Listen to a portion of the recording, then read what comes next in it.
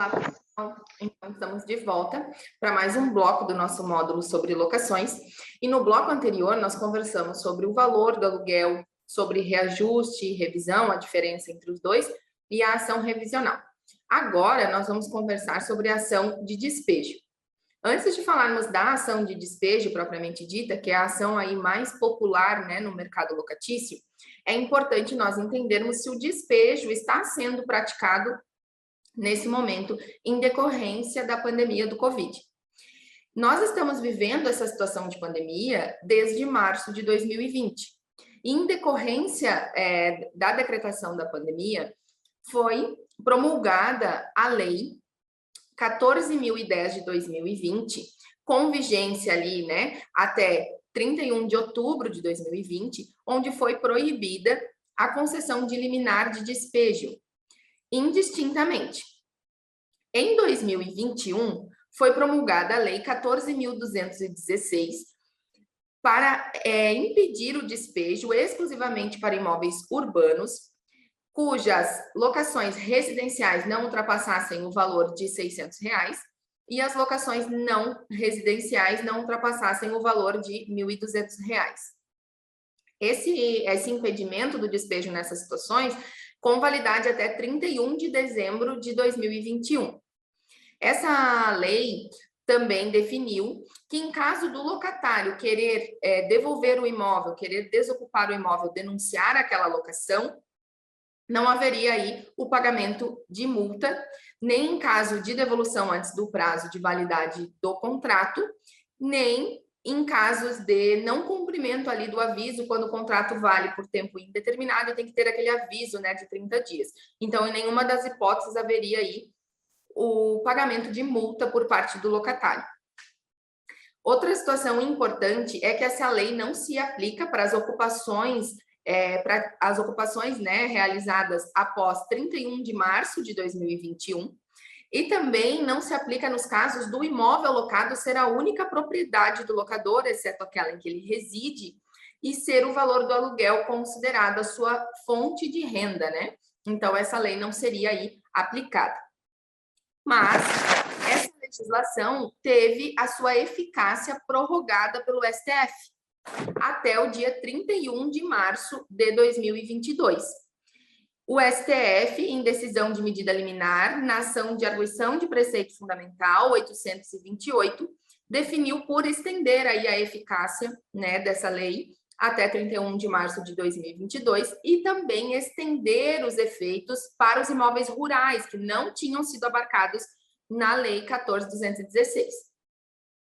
Então, até o momento, né, até 31 de março, não é possível se praticar aí, né, se executar os mandados de despejo, exceto nos casos em que já tenham sido praticados, né, antes aí da vigência da lei, e nos casos que não se enquadram ali nos valores limites para as locações, certo? Então, pode ser, né, que muito em breve eu retorne aqui para falar com vocês sobre a continuidade da eficácia dessa lei e ainda não ser possível a execução do despejo, ou eu também estaria abordando com vocês no meu Instagram, né, na minha rede social, certo? E qualquer dúvida, estou aqui à disposição, tanto na plataforma, quanto no e-mail e também no direct lá do meu Instagram.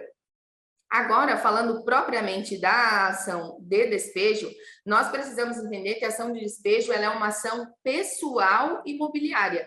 Por quê? Porque o objetivo da ação não é somente visar o despejo do imóvel em si, a rescisão do contrato em si, mas a ação também tem como objetivo aí receber valores inadimplidos, né, pelo locatário. Então, essa ação ela não é considerada uma ação real, mas sim uma ação pessoal. Seja qual for o motivo do término da locação, segundo a lei do inquilinato, lá no artigo 5º, seja qual for o motivo do término e a intenção do locador em retomar a posse do imóvel, a ação competente será a ação de despejo, certo? O artigo 59 da lei do inquilinato, ele nos fala das causas em que é possível pedir, inclusive, a medida liminar.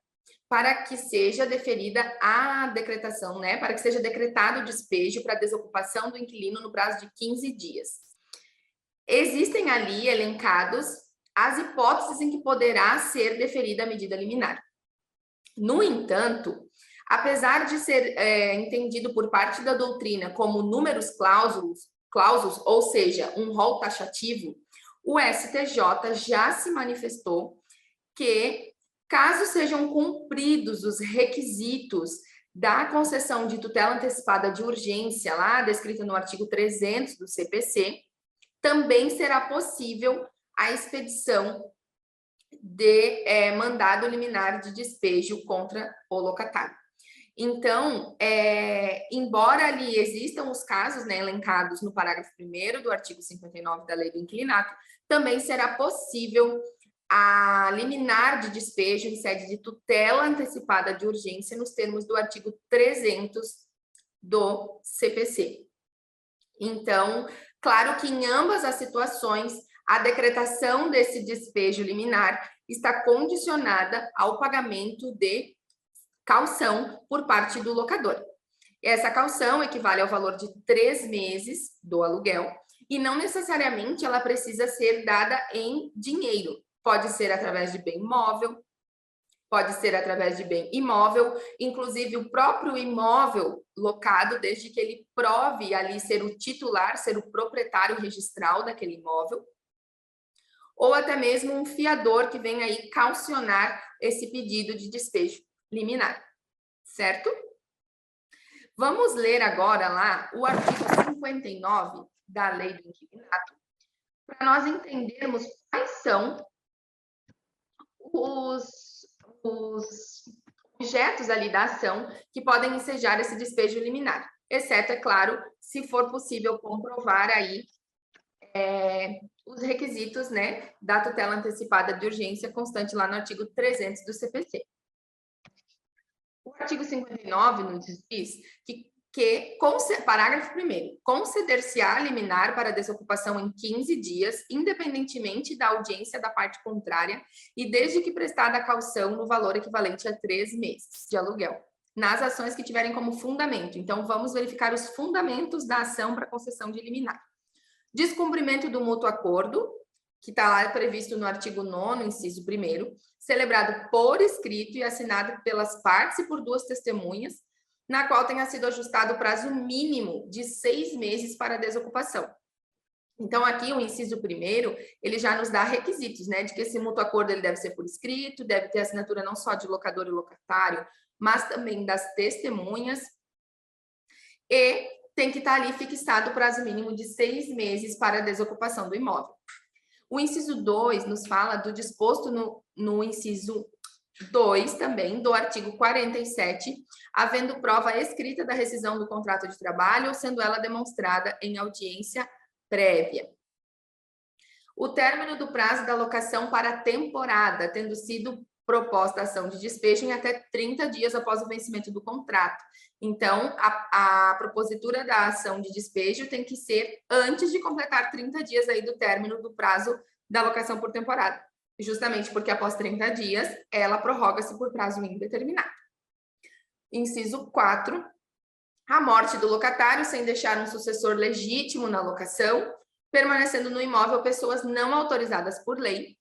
5, a permanência do sublocatário no imóvel extinta a locação, que foi celebrada ali com o locatário. Então, se foi extinta a locação ali originária, a sublocação, como é acessória, ela também é declarada extinta. Então, permanecendo o sublocatário no imóvel, é possível pedir aí o despejo liminar nessa ação.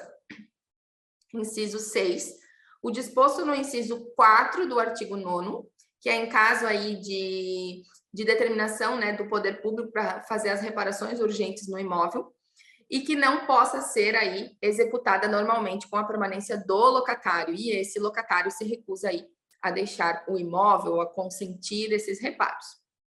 Inciso 7, o término do prazo notificatório previsto no parágrafo único do artigo 40, sem apresentação de nova garantia apta a manter a segurança inaugural do contrato, que é quando há aí alguma daquelas causas, né, que o imóvel fica desprovido de garantia por não ter mais o fiador condições de honrar, né, com aquela locação, ou por ele ter aí eventualmente se exonerado. Então, é intimado o locatário para que apresente uma nova garantia.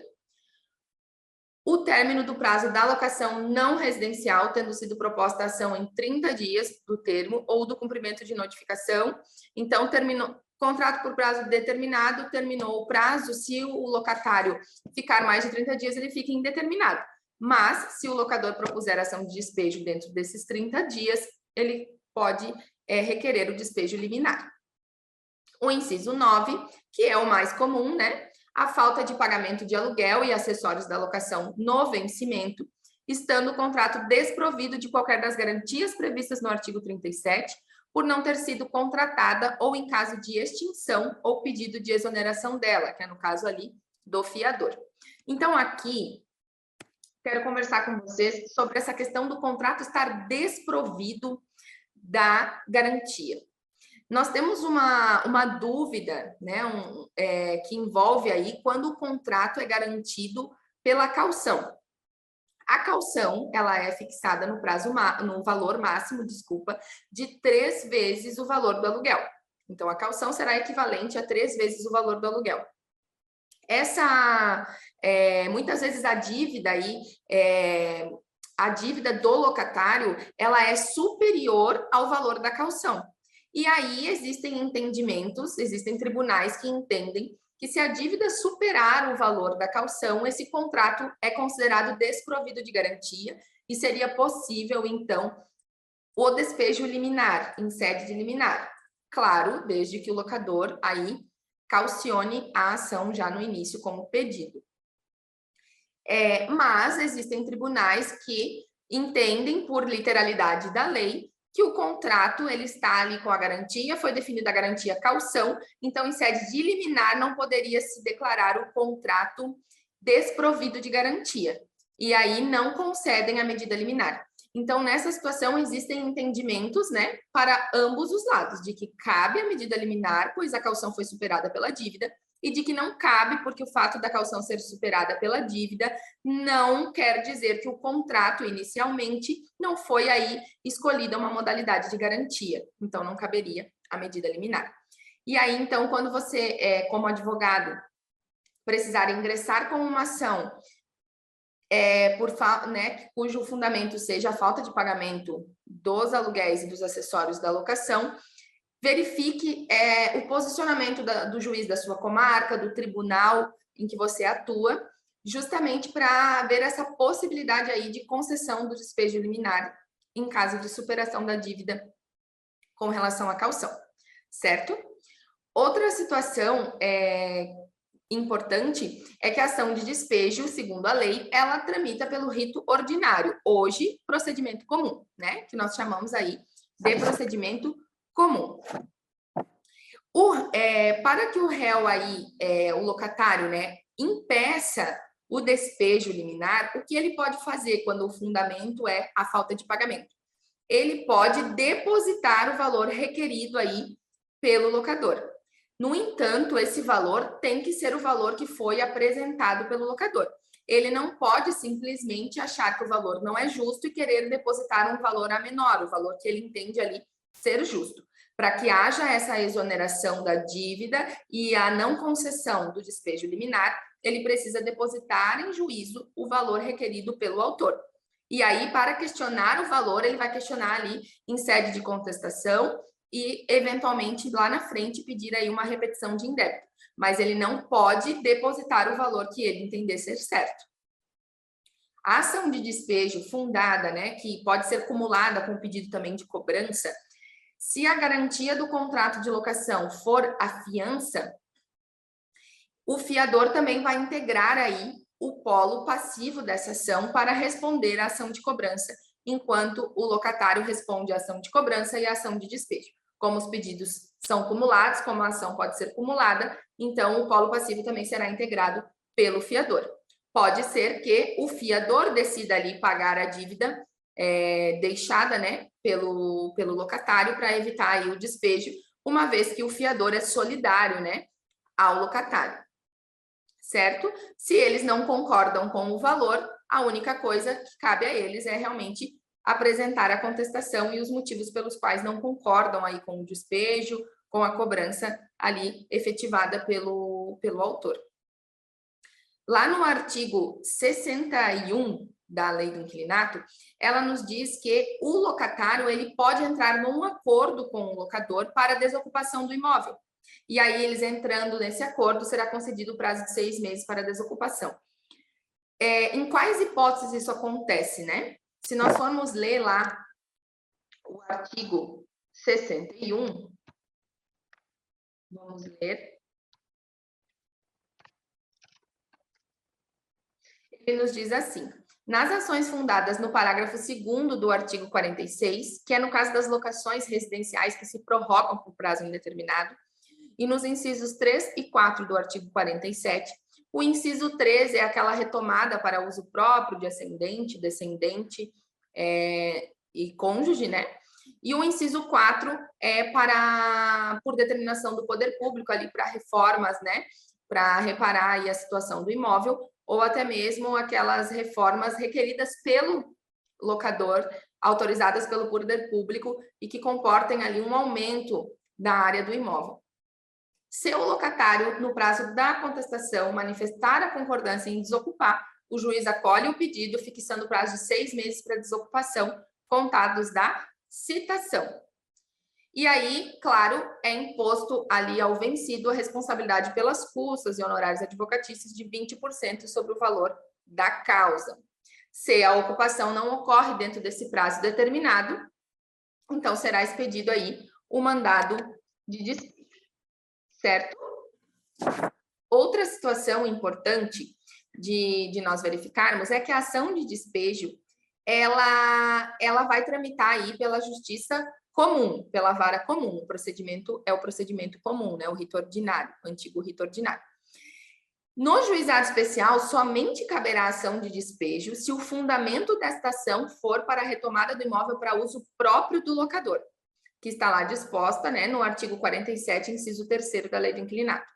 No entanto, esse inciso, ele dá outros motivos ali para a retomada do imóvel, né, para uso próprio, do cônjuge, de ascendente, descendente. Mas no juizado especial, por disposição da própria lei dos juizados, só cabe se for retomada para uso próprio pelo locador, certo? Em demais casos, justiça comum. Se a ação de despejo for julgada procedente, o juiz determinará ali, decretará, né, o despejo em 30 dias. Esse é o prazo, regra geral, né, o prazo geral.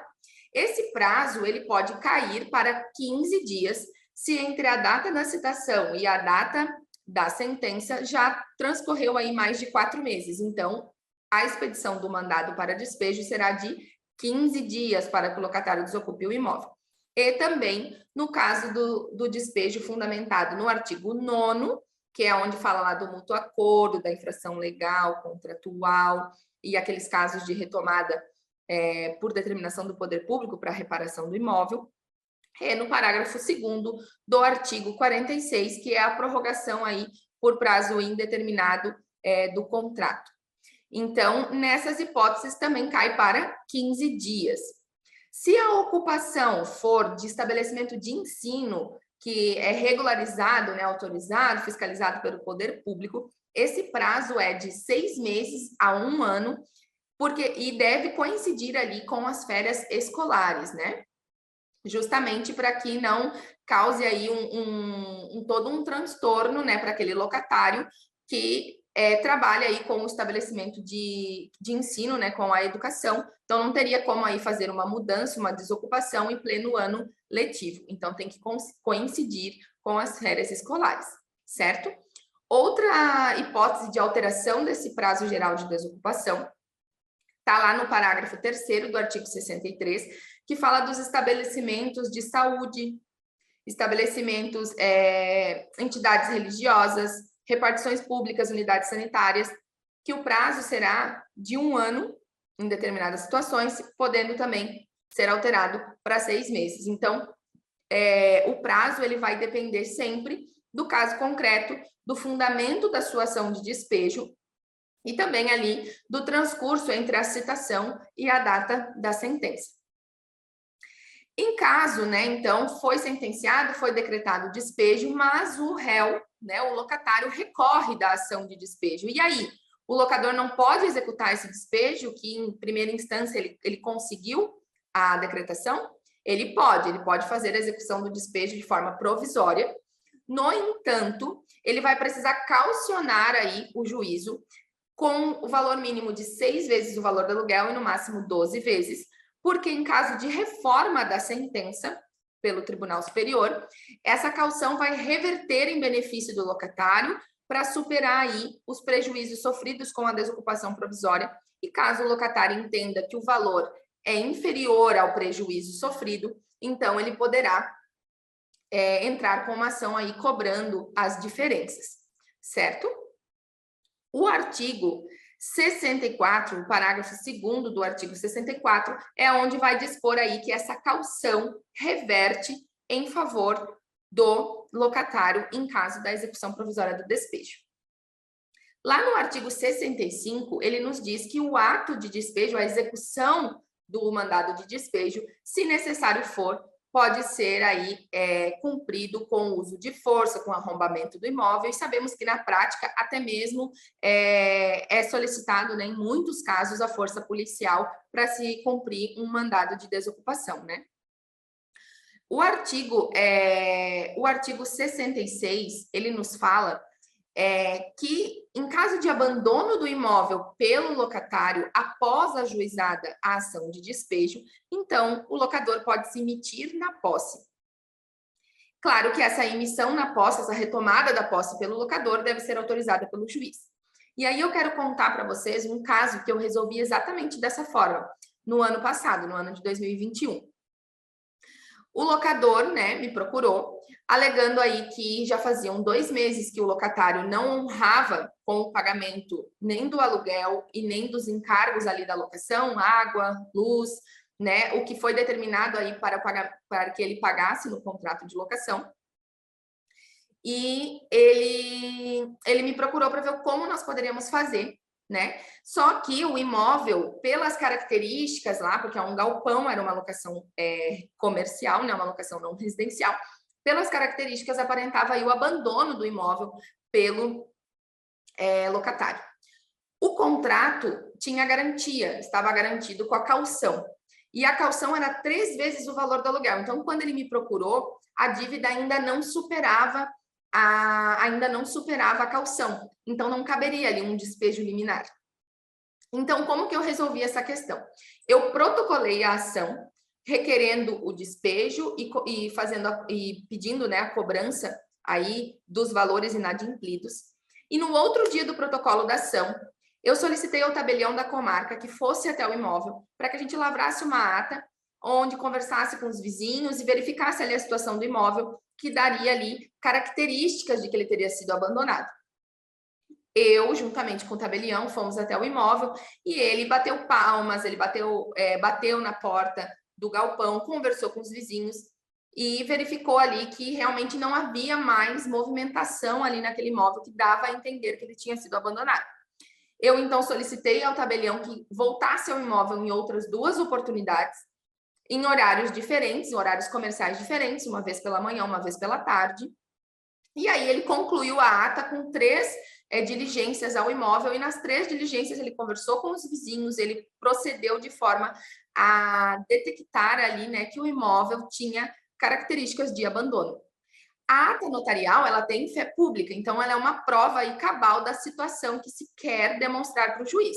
Então, com essa ata notarial, eu peticionei e comuniquei ao juiz o abandono do imóvel pelo locatário, e com base no artigo 66, eu pedi aí a retomada da posse do imóvel ao locador, a emissão na posse do imóvel. Em 30 dias, eu tive aí a concessão do mandado de emissão na posse e o locador conseguiu aí recuperar a posse do seu imóvel.